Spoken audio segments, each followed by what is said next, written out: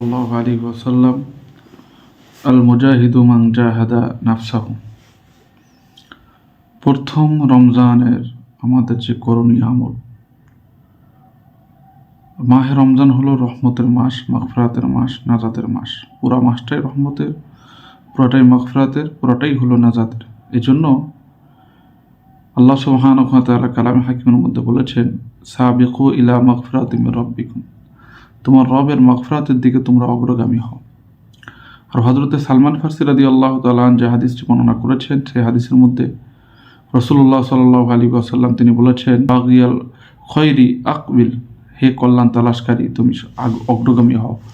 ওয়া বাগিয়া শাররি আকসির, এবং হে অকল্যাণ দিকে ধাবমান ব্যক্তি তুমি থেমে যাও, তুমি এখন কল্যাণের দিকে আসো। এই জন্য আল্লাহ পাক কালামে হাকিমের মধ্যে বলেছেন, তাআওয়ানু আলাল বিররি ওয়াত তাকওয়া ওয়া লা তাআওয়ানু আলাল ইসমি ওয়াল উদওয়ান। ভালো কাজে সহযোগিতা করা, প্রতিযোগিতা করা, খারাপ কাজে সহযোগিতা প্রতিযোগিতা কোনোটাই করা যাবে না।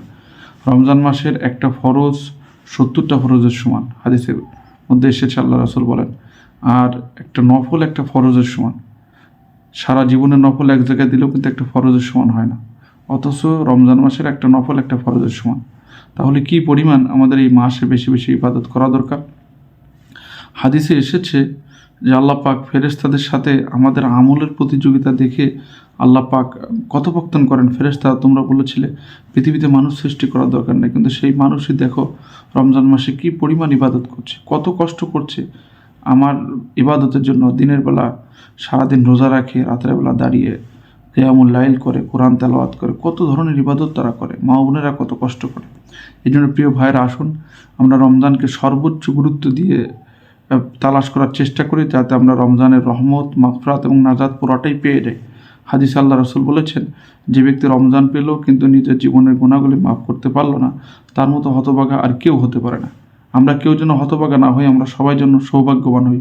সেই জন্য আমরা সর্বোচ্চ চেষ্টা করে সর্বোচ্চ সর্বোচ্চ মেহনতের মাধ্যমে আমরা রমজানকে উপভোগ করার চেষ্টা করব। আল্লাহ তৌফিক দান করুক ইবাদতের মাধ্যমে।